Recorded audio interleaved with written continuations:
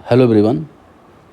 Daily current affair MCQ discussion में आप सभी का स्वागत है। 14 तारीख के एमसीक्यू जो न्यूज़ में थे वो रह गए थे। उनमें बहुत इंपॉर्टेंट न्यूज़ थी, चाहे काजीरंगा नेशनल पार्क के बारे में न्यूज़ हो, चाहे होलसेल प्राइस इंडेक्स के बारे में न्यूज़ हो, यूनेस्को के बारे में न्यूज़ हो, कैक्टस में जो स्पाइंस उसको लेके हो, चाहे ये नई जो प्रजाति है उसको लेके हो। तो इस तरह की 7-8 टॉपिक थे। जो नेशनल स्पोर्ट्स डेवलपमेंट फंड है उसको लेके न्यूज़ थी। तो ये सारी चीज़ें हम यहाँ पे एमसीक्यूज़ के माध्यम से डिस्कस करेंगे। चलिए शुरू करते हैं बिना किसी देरी की। अब बात करते हैं आज के पहला टॉपिक की।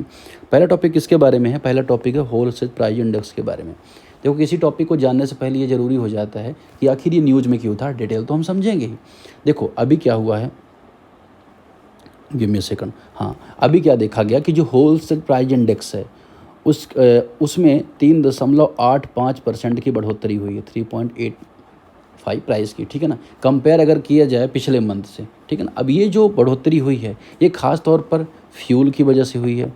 फ्यूल का जो प्राइस बढ़ गया अभी, ठीक है ना। पावर की वजह से हुई है, मैन्युफैक्चरिंग फूड प्रोडक्ट्स की वजह से हुई है, ठीक है। तो अब यहाँ पर ये बात आती है कि ठीक है, ये तो हमने मान लिया। अब इसको मेजर करने के लिए बेस ईयर क्या होता है? बेस ईयर इसका क्या है होलसेल प्राइस इंडेक्स का? तो पता होना चाहिए आपको 2011-12 है। तो दूसरा फैक्ट आपको ये पता होना चाहिए। तीसरा फैक्ट क्या पता होना चाहिए कि आखिर कौन मेजर करता है होलसेल प्राइस इंडेक्स? तो ऑफिस ऑफ इकोनॉमिक एडवाइजर के अंदर डीपीआईआईटी इसको मेजर करता है, डीपीआईआईटी इसको मेजर करता है। तो ये तो बात हो गई। अब यहाँ पे जो मेन कॉन्सेप्ट है, कोर कॉन्सेप्ट है, वो किसके बारे में है? कोर कॉन्सेप्ट बारे में बात करता है किसके बारे में? Wholesale price index WPI के बारे में और CPI के बारे में। इन दोनों के बारे में डिफरेंस अगर आपको पता है तो ज़्यादा दिक्कत आपको नहीं होती। देखो ये तो बात आपको पता है कि ये क्या करेगा, होल सेल में मेजर करेगा, मतलब कि थोक में कितना सामान की बढ़ोतरी हो रही है उसको लेवल पर मेजर करेगा। ये रिटेल लेवल पर करेगा, मतलब एक ग्राहक को कोई सामान कितने में पड़ता है उसके आधार पर ये मेजर करता है। ये जो किसका पर्सपेक्टिव बताता है? प्रोड्यूसर का पर्सपेक्टिव बताता है, ठीक है ना। ये किसका बताता है? कंज्यूमर का बताता है, कंज्यूमर। इसमें केवल गुड्स इंक्लूड होते हैं। होलसेल प्राइस इंडेक्स में केवल गुड्स इंक्लूड होते हैं। इसमें गुड्स के साथ साथ सर्विसेज भी इंक्लूड होती हैं। तो ये जो तीसरा डिफरेंस है ये आपको पता होना चाहिए। तो एक तो पहली बात ये पता हो गई आपको, ठीक है। अब ये भी मैंने आपको बता दिया। अब देखिए इसके जो होलसेल प्राइस इंडेक्स है WPI, उसके कंपोनेंट कौन कौन से ये आपको पता होना चाहिए। ये भी क्वेश्चन पूछा जाता है। तो इसके कंपोनेंट में प्राइमरी जो आर्टिकल वो आपको पता होना चाहिए। प्राइमरी में अगर आप देखो कौन कौन से हो जाएंगे, फूड आ जाएगा, है ना, मिनरल्स आ जाएंगे, ठीक है। तो ये 2 प्रोडक्ट हो गए। फिर अगर आप देखोगे दूसरा मेन कौन सा कंपोनेंट इसका, फ्यूल एंड पावर है, ठीक है, एनर्जी सेक्टर के संबंध में। और तीसरा है मैन्युफैक्चरिंग के संबंध में, किसका? मैन्युफैक्चरिंग के संबंध में, ठीक है। तो ये 3 कंपोनेंट इसके बेसिकली देखे जाते हैं, किसके? WPI के, ठीक है। ये आपको पता होना चाहिए। इसके अलावा कुछ और जानने की ज़रूरत है? वैसे ज़्यादा तो इससे रिलेटेड जानने की ज़रूरत नहीं है, लेकिन ठीक है, इतना सफिशिएंट है। WPI के बारे में पता चल, WPI बढ़ा है ये भी पता चल गया। अब चलिए थोड़ा इसका स्टेटमेंट देख लेते हैं कौन कौन से इसमें दिए गए हैं। पहला स्टेटमेंट कह रहा है कि WPI जो मेजर किया जाता है price change between wholesale level पर प्राइस बढ़ता है उसको मेजर करता है। और इसका बेस ईयर 2011-12 है। बेस ईयर तो मैंने आपको बता दिया यहाँ पे 2011-12 है। और जो पहला स्टेटमेंट भी यहाँ पे करेक्ट है, पहला भी स्टेटमेंट करेक्ट है। तो पहला और दूसरा दोनों ही करेक्ट हो जाएंगे। तीसरा जो WPI है वो कंपाइल किया जाता है कि RBI के द्वारा। क्या मैंने ऐसे बताया? नहीं, ये किसके द्वारा किया जाता है? DPIIT के द्वारा किया जाता है। तो ये आपको पता होना चाहिए। चौथा, फ्यूल एंड पावर जो होता है वो मेजर ग्रुप माना जाता है, किसका? WPI का। तो ये बात भी यहाँ पे करेक्ट है कि जो फ्यूल होता है, पावर होता है, इसका मेजर पार्ट माना जाता है। और इसी में कीमत में बढ़ोतरी हुई है, इस वजह से होल सेल प्राइस इंडेक्स में 3.85 की बढ़ोतरी आई है। तो कौन कौन सा सही आंसर हो जाएगा? अगर आप देखोगे 1, 2 और जो 4 इसका करेक्ट आंसर हो जाएंगे, ठीक है। चलें आगे बढ़ते हैं, अगला टॉपिक की तरफ बढ़ते हैं। अगला टॉपिक यहाँ पे किसके बारे में है?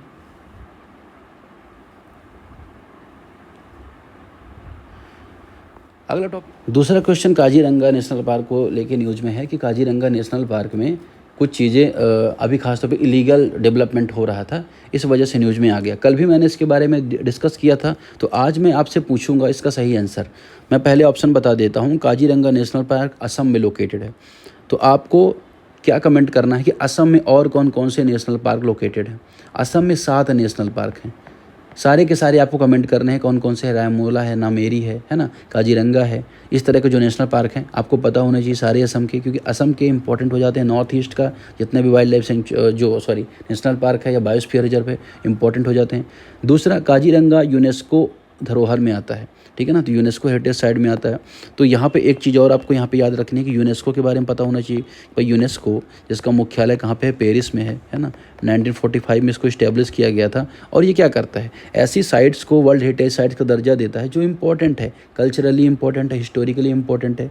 और अगर दोनों चीज़ें हों तो वो मिक्स कहलाता है। जैसे कंचनजंगा जो है वो कैसी साइट है, वो एक ऐसी साइट है जो कल्चरली भी इम्पोर्टेंट है और नेचुरली भी इकोलॉजिकली भी इम्पोर्टेंट है, वो भी यूनेस्को साइट है, ठीक है। तो एकमात्र मिक्स साइट भारत की है। फिर तीसरा आपको वाइल्ड लाइफ के जो कॉरिडोर्स है, ये इसका सही आंसर ऑप्शन करेक्ट है कि नहीं करेक्ट है। वाइल्ड लाइफ कॉरिडोर विभिन्न आवासों के बीच पारिस्थितिक संपर्क बनाए रखने में सहायता करता है। फिर चौथा, काजीरंगा में एशियाटिक लॉयन पाए जाते हैं। कल मैंने आपको बताया था कि यहाँ काजीरंगा में कौन कौन से पाए, वो एक तो वन हॉर्न राइनो पाया जाता है, जो बंगाल टाइगर पाया जाता है, लेपर्ड पाया जाता है। तो इस तरह के जो एनिमल यहाँ पे पाए जाते हैं, ठीक है। तो आपको ये पता होना चाहिए काजीरंगा में, इसके अलावा जो असम में कौन कौन से इम्पोर्टेंट जो स्पेसीज वो पाए जाते हैं। ख़ास तौर पे जो वन ऑन राइनो है ये वहाँ का इम्पोर्टेंट है, क्योंकि पोबितोरा में भी देखा जाता है और काजीरंगा में भी ये देखा जाता है, ठीक है। तो ये इम्पोर्टेंट है। क्या ये one horn rhino critically endangered है? नहीं। कल इसके लिए आपको कल का वीडियो देखना पड़े। कल का जो दूसरा क्वेश्चन है इसी के बारे में है। तो अभी आप जाएंगे, अगर आपको ये सारे आंसर नहीं पता तो आपको उस वीडियो को देखना है और उससे सारे आंसर, सारी इन्फॉर्मेशन असम के रिगार्डिंग आपको कलेक्ट करनी है, ठीक है।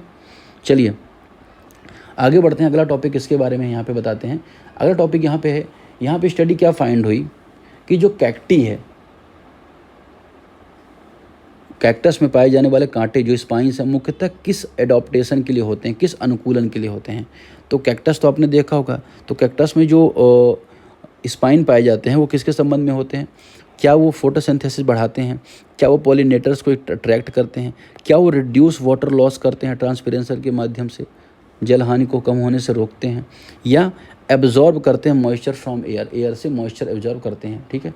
तो अगर अब देखो नई रिसर्च में सामने आई है कि जो कैरेक्टर स्पीसीज है वो इन्वॉल्व हो रहा है मोर रैपिडली। पहले जो काम करता था उसके अलावा भी अदर जो प्रोसेस उसमें क्या है, इन्वॉल्व हो रहा है, ये उसके बारे में आया था, ठीक है। इसको जीरोफाइट भी बोला जाता है, ठीक है। ये कहाँ कहाँ पे देखा जाएगा? नॉर्थ अमेरिका में आपको देखा जाएगा, साउथ अमेरिका में भी देखा जाएगा, ठीक है। तो एक तो ये बात आपके लिए इंपॉर्टेंट हो जाती है। दूसरा कि जो MCQ है उसके बारे में पूछा जाए तो इसका सही आंसर सी हो जाएगा।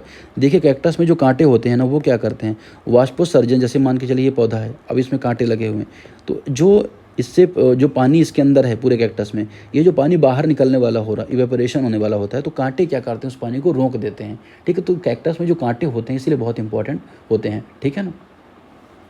अब लेट्स की ये कैक्टस है, मैं आपको थोड़ा दिखा दे रहा हूँ, ठीक है।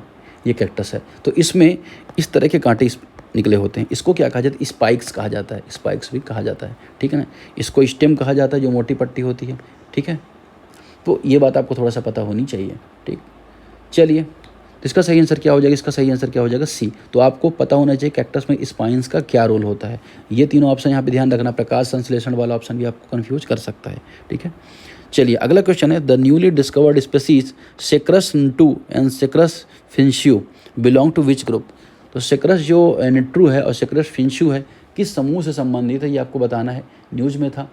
अब देखिए दो नए स्पेसीज की खोज हुई है। कहाँ पे खोज हुई है? तो ये भी इंपॉर्टेंट है। तो इनको नागालैंड में खोजा गया है। नागालैंड में इन दोनों को खोजा गया है। जूलॉजिकल सर्वे ऑफ इंडिया है, जूलॉजिकल सर्वे ऑफ इंडिया है, इसने क्या किया है, इनको खोजा है, ठीक है। तो एक तो ये इंपॉर्टेंट हो जाता है कि कहाँ खोजा गया है। साथ ही अगर आप देखोगे कि बायोडाइवर्सिटी के लिए इंपॉर्टेंट तो होते ही हैं कि जो रिच बायोडाइवर्सिटी है नॉर्थ ईस्ट की, उसके बारे में बताते हैं। साथ ही इंडेमिक स्पेसीज के बारे में भी बताते हैं। और बहुत ज़्यादा चीज़ इसके बारे में इंपॉर्टेंट नहीं है, इतना थोड़ा आपको पता होना चाहिए, तो वो परफेक्ट है। ये हैं क्या? ये हैं क्या? अगर आप देखोगे तो ये हैं स्पाइडर्स। सिक्रस जो N2 है, सिक्रस शिन्यू है, ये क्या है? स्पाइडर है, ठीक है। तो सही आंसर क्या हो जाएगा? बी इसका सही आंसर हो जाएगा। चलिए आगे बढ़ते हैं अगले टॉपिक की तरफ, जल्दी जल्दी देख लेते हैं। अगला टॉपिक किसके बारे में है? अगला टॉपिक बोल रहा है कि जो NSDF है, नेशनल स्पोर्ट्स डेवलपमेंट फंड है, वो जो उसका जो कंट्रीब्यूशन है RTI डिस्क्लोजर के मामले में वो बढ़ा है, ठीक है। मतलब क्या? देखो NSDF जो है ना, उसको 1998 में इस्टेब्लिश किया गया था, ministry of youth affair and sports के अंतर्गत। इसका पर्पज़ क्या है कि इंडिया में स्पोर्ट्स जो कल्चर है उसको बढ़ावा देना, और ये काउंसिल ऑफ जो एनएसडीएफ है, एनएसडीएफ परिषद है, उसके द्वारा गवर्न किया जाता है। ये तो बात हो गई एनएसडीएफ के बारे में। अब ये इसमें अगर आप देखोगे तो पर्पस तो आपको पता ही होगा क्या करना है, स्पोर्ट्स का इकोसिस्टम बढ़ाना है। लेकिन अगर आप देखोगे तो कई सारी स्कीम्स भी चल रही हैं इसके अंतर्गत, वो भी आपको थोड़ा सा पता होनी चाहिए। जैसे अगर आप देखोगे कि स्कीम फॉर राष्ट्रीय खेल प्रोत्साहन पुरस्कार है, चाहे अगर आप देखोगे scheme for sports fund pension meritorious sports person है, तो बहुत सारी स्कीम भी इसके अंतर्गत चल रही हैं। ये एथलीट के ट्रेनिंग में, कोचिंग में, इंफ्रास्ट्रक्चर डेवलपमेंट में, रिसर्च में, इंटरनेशनल कोऑपरेशन में, सभी में जो एनएसडीएफ है वो बहुत बड़ा योगदान देता है। तो एनएसडीएफ के बारे में आपको पता होना चाहिए। अब ये प्रश्न आता है कि इसको कब इस्टेब्लिश किया गया था, तो 1998 में इस्टेब्लिश किया गया था किसको, एनएसडीएफ को। ठीक है, सेंट्रल गवर्नमेंट के द्वारा क्या किया जाता है, इसे ध्यान रखा जाता है। ठीक, अब ये जो फंड होता है स्पोर्ट्स के सभी सेगमेंट में हेल्प करता है, इंफ्रास्ट्रक्चर हो, एथलीट की ट्रेनिंग हो या कोचिंग हो, हर चीज़ में। तो ठीक है, तो इसका सही आंसर क्या हो जाएगा, इसका सही आंसर हो जाएगा सी। फिर अगला क्वेश्चन किसके बारे में है, थाडो ट्राइब के बारे में है कि Thadou tribe recently seen in news primarily associated which Indian state. Thadou tribe जनजाति मुख्यतः किस भारतीय राज्य से संबंधित है, क्या वो मिजोरम से है, नागालैंड, मणिपुर, त्रिपुरा। चारों में से इसका सही आंसर क्या होगा, ये आपको बताना है। देखो, थाडो ट्राइब के जो 3 लीडर हैं इनको मार दिया गया। कहाँ पे मार दिया गया, मणिपुर में मार दिया गया। इस इंसिडेंट से वहाँ पे थोड़ा सा एथनिक टेंशन बढ़ गया है, डायनेमिक्स थोड़ा सा बढ़ गए हैं, डायनेमिक चेंज हो रहे हैं। तो ये बात आपको यहाँ पे याद रखनी है। ठीक, अब अगर हम बात करें कि जो थाडो ट्राइब है उसके बारे में थोड़ा सा देख लेते हैं। तो थाडो ट्राइब प्राइमरली मणिपुर को बिलोंग करती है और ये किस लैंग्वेज समूह का पार्ट है, तिब्बतो बर्मन लैंग्वेज का ये पार्ट है। ठीक है, और ये कुकी जो मिजो ग्रुप है ना, कुकी मिजो ग्रुप है, उससे एसोसिएटेड ये फैमिली कम्युनिटी मानी जाती है। कल्टीवेशन हो, एनिमल डोमेस्टिकेशन हो, हंटिंग, फिशिंग हो, ये सारा काम करते हैं। ये झूम प्रैक्टिस भी करते हैं, ये भी आपको पता होना चाहिए। झूम मतलब क्या, स्लैश एंड बर्न, एक जगह जाना, वहाँ के पेड़ काटना, लकड़ी जलाना, वहाँ पे खेती करना, फिर दूसरी जगह जाना, वहाँ पे ये प्रैक्टिस करना, तो इसको झूम कहते हैं ना, प्रैक्टिस कहा जाता है। तो झूम प्रैक्टिस भी करते हैं। थाडो ट्राइब कहाँ से बिलोंग करते हैं, मणिपुर से बिलोंग करते हैं। तो इसका सही आंसर क्या आ जाएगा, मणिपुर इसका सही आंसर आ जाएगा। ठीक है, आगे बढ़ते हैं। अगला क्वेश्चन किसके बारे में है, पलामू टाइगर रिजर्व के बारे में है कि पलामू टाइगर रिजर्व किस राज्य में स्थित है, क्या वो उड़ीसा में है, क्या वो छत्तीसगढ़ में, क्या वो झारखंड में, क्या वो वेस्ट बंगाल में है। न्यूज़ में क्यों है, क्योंकि जो ह्यूमन एनिमल जो कन्फ्लिक्ट है या ह्यूमन एलिफेंट कन्फ्लिक्ट है उसको संबंध में एक रिसर्च सेंटर ओपन किया गया है पलामू में। अब पलामू है कहाँ पे, झारखंड में है। झारखंड का इम्पोर्टेंट नेशनल पार्क माना जाता है पलामू। ठीक है, अब अगर हम बात करें तो ये किसके अंतर्गत माना जाता है, ये प्रोजेक्ट टाइगर के अंतर्गत भी काउंट किया जाता है। 1973 में जब प्रोजेक्ट टाइगर की शुरुआत हुई तो स्टार्टिंग में जो 9 टाइगर रिजर्व थे उनमें से एक कौन सा था, पलामू टाइगर रिजर्व था। ठीक है, तो ये तो आपको पता होगा, टाइगर, एलिफेंट है, गौर है, स्लॉथ बियर है, लेपर्ड है, ये सारे यहाँ पे पाए जाते हैं। ठीक, तो ये बात आपको पता होनी चाहिए। लोकेशन आपने देख लिया। अब ये बेतला नेशनल पार्क के भी नियर है।